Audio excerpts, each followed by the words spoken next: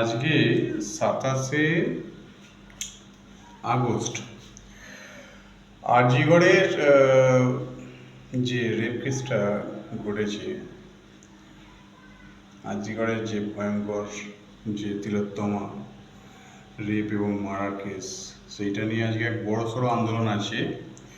এই আন্দোলনটা আজকে নবান্ন অভিযান, ছাত্র সমাজের ডাকে নবান্ন অভিযান।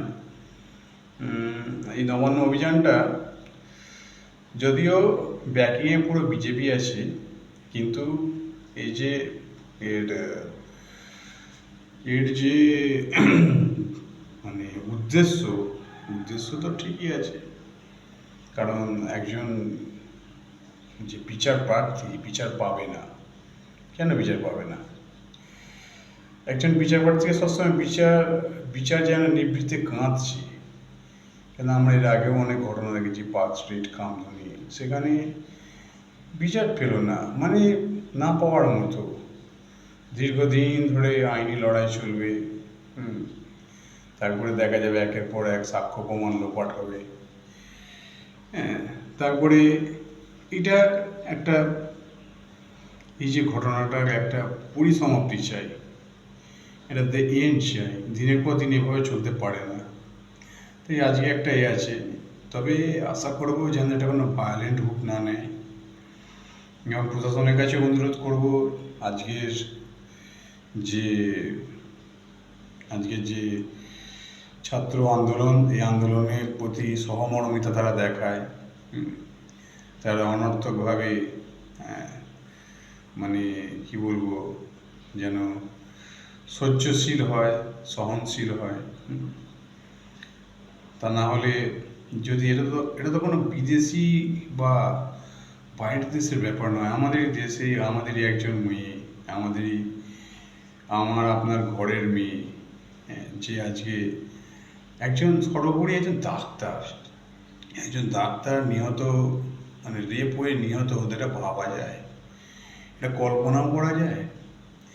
সেই রকম একটা কাণ্ড ঘটে গেল। আর এই কাণ্ডের যারা কারিগর, যারা অপরাধী, যারা ক্রিমিনাল, যারা মেন কালপ্রিট, তারা এখনো অনেকে ছাড়া হয়েছে।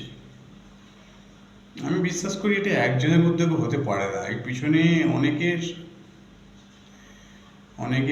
এর পিছনে হাত থাকতে পারে।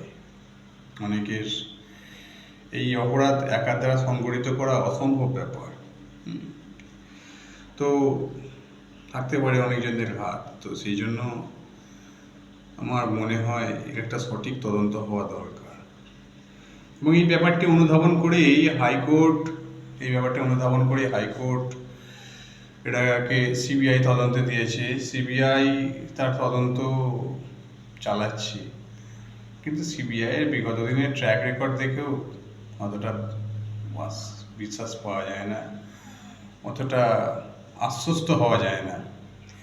বিগত দিনে সিবিআই দেখেছে সারদা নারদা কেসগুলো কীভাবে হ্যান্ডেল করেছে। তো এটাও যদি সেই একই রকমভাবে, এবং সবথেকে বড় কথা, একটা পলিটিক্যাল বোঝাপড়ার মধ্যে চলে এলেই তো মুশকিল। পলিটিক্যাল বোঝাপড়ার মধ্যে চলে এলে দিনের পর দিন একটা জিনিস ঘটতে থাকবে।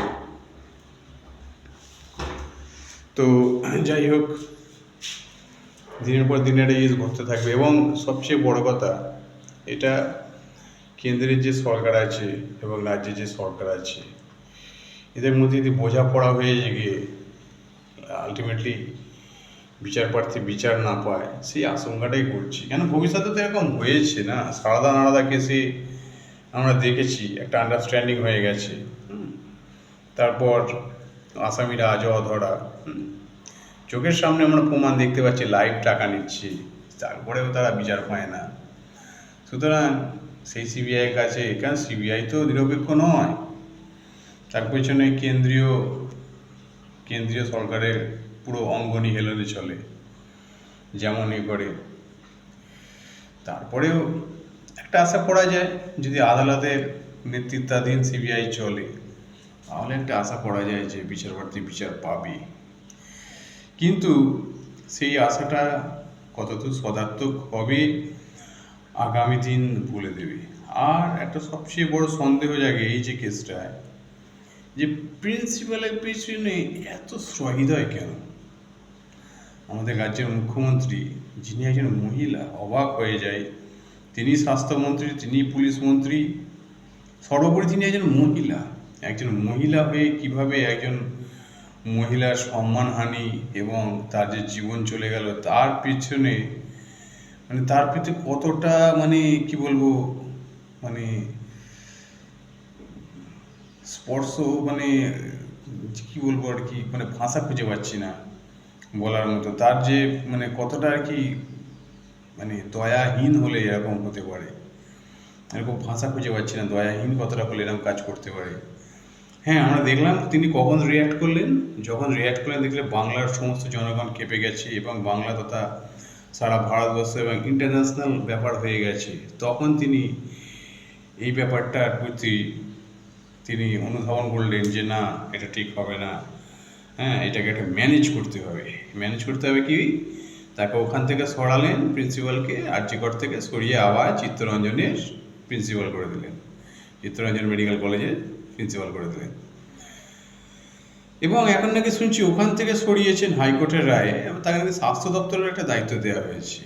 তো যাই হোক, এত একজন প্রিন্সিপালের পিছনে এতটা অনুগ্রহ কেন? সে যদিও এই যে পুরো ঘটনার পিছনে অধিকাংশ মানে আরজিকরের ডাক্তাররা তার দিকে আঙুল যখন উঠছে, তার একটা সঠিক তদন্ত হওয়া দরকার। এবং সেই তদন্তের মাঝখানে তদন্ত প্রভাবিত করতে পারে যদি তিনি কোনো বড় পদে থাকেন। এবং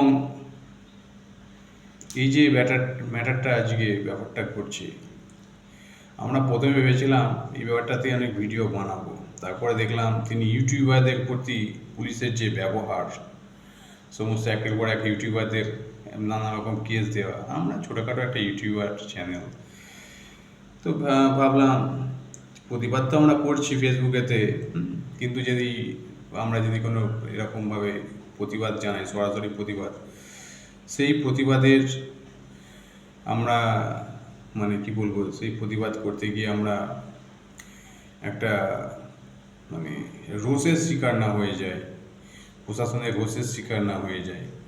কেননা আমরা দেখতে পাচ্ছি প্রশাসন যতটা না নির্যাতিতার বিচার নিয়ে, মানে বিচার তো আমি তো কোনো রকম পদক্ষেপ দেখলামই না, আমি সেরকম কোনো পদক্ষেপ দেখলামই না। কোনো মানে একদম আমি কোনো রাজনৈতিক পলিটিক্যাল এজেন্ডা ধরে নয়, একদম পরিষ্কারভাবে বলতে হচ্ছে, আমি কোনো রকম দেখতে পেলাম না নির্যাতিতার প্রতি রাজ্য সরকার তথা মুখ্যমন্ত্রী, স্বাস্থ্যমন্ত্রী, পুলিশ মন্ত্রী কোনো রকম, মানে তিনি কোটি কোটি টাকার উকিল কপিল সিব্বল, তিনি কোটি টাকার উকিল কপিল সিব্বলকে লাগিয়ে দিলেন যে না ওই প্রিন্সিপালকে যেন বাঁচানো যায়, এবং সেই দিকে তিনি যতটা গ্রহণান্বিত, সেই সেই এটা আমি দেখতে পেলাম না। আমাদের নির্যাতিতার কিছু বিচার যাতে পায়, সেই ব্যাপারে তার অনুগ্রহ ততটা দেখলাম না। ব্যাপারটা ভাবতেও খুব খারাপ লাগে, একজন মহিলা মুখ্যমন্ত্রী হয়ে এতটা মহিলাদের পিছনের প্রতি এতটা দয়াহীন কিভাবে হতে পারেন। অতটা ভাষাগত পটুতা আমার নেই, তবুও একটা ক্ষুদ্র ইউটিউবের ক্ষুদ্র চ্যানেল, অতি ক্ষুদ্র মাইক্রো। এবার শুরুতেই এই যে চারিদিকে যেভাবে কেস দেওয়া যে ব্যাপারটা ঘটেছে, আমরা হাইকোর্টের প্রতিও কৃতজ্ঞ। এই যে এবং হাইকোর্ট, সুপ্রিম কোর্ট উভয় দুটো থেকেই বলেছে যে এরকম বাকস্বাধীনতা রুদ্ধ করা যাবে না, এভাবে আপনারা দমন করতে পারেন না, একজন নির্যাতিতার পাশে যারা দাঁড়াচ্ছে তাদের ধরে ধরে কেস দিতে পারেন না। তারপরে অনেকটা সাহস হলো যে না, আমিও কিছু বলি দুটো কথা। তাই প্রত্যেককে অনুরোধ করব যে এই আপনার যে পোর্শনে আপনার যতটা প্রভাব আছে, সেই জায়গাটা প্রয়োগ করে নির্যাতিতা যাতে বিচার পায় তার একটা ব্যবস্থা করুন। কারণ আজকে ওনার হয়েছে, কালকে আমার আপনার বাড়ির মেয়েদেরও একই ব্যবহার করতে পারে। তো সেই দিকটা প্রতি খেয়াল রেখে আগামী দিনে এই রকম একটা অবস্থা থেকে দূরে থাকতে এবং একটা শোষণমুক্ত সমাজ গড়তে সমাজের যে বিচার ব্যবস্থা যে আছে, আমরা যে একটা স্বাধীন দেশের নাগরিক, সেইটা প্রমাণ করতেই আমাদের এই বিচারটা পাওয়া, মানে এই যে অন্যায়টা ঘটেছে এর যে বিচার একটা, এর যে একটা মানে মানে এর যে অভিযুক্তদের তাদের চিহ্নিত করা এবং তাদের অপরাধের শাস্তি দেওয়ার ব্যবস্থা আমাদেরই উঠে পড়ে লাগতে হবে, করে দিতে হবে। এবং আমরা আজকে সারাদিন লক্ষ্য রাখবো আজ এই ব্যাপারটা কী হয়, প্রশাসন কতটা নির্দয়ী হতে পারে, কীভাবে দমন করতে পারে, সেটাই তো দেখার। আমরা জানি এই যে যাচ্ছে যারা সকলে যাচ্ছে, তো তাদের পিছনে তাদের ফুলচন্দনের স্বাগতম জানাবে না, তাদের নির্মমভাবে প্রতিরোধ করা হবে এবং সেই প্রতিরোধ কাটিয়ে উঠে আমরা নিজেদের কতটা বিচার দিতে পারি সেটাই হবে আমাদের আগামী দিনের প্রচেষ্টা। দেখব আজকে সারাদিন কি হয়। আর দর্শকবৃন্দদের কাছে অনুরোধ, আমি লাইভ স্ট্রিমে বোধহয় প্রথম, মানে লাইভ স্ট্রিম বোধহয় নয়, আমি ফেস ক্যামে বোধহয় প্রথম এলাম। আপনারা প্রত্যেকে সাবস্ক্রাইব, লাইক, শেয়ার করে দিন যাতে আমি এরকম ভিডিও আরও বানাতে পারি এবং যে কোনো অন্যায়ের পিছনে, অন্যায়ের প্রতি গর্জে উঠতে পারি এবং আমাদের এটা আরও অনেকের কাছে পৌঁছে দিতে পারি এবং সেই বিষয়ে আপনাদের সকলের সহযোগিতা একান্ত কাম্য। সকলকে শুভকামনা রইল আজকের এই ছাত্র আন্দোলনের প্রতি।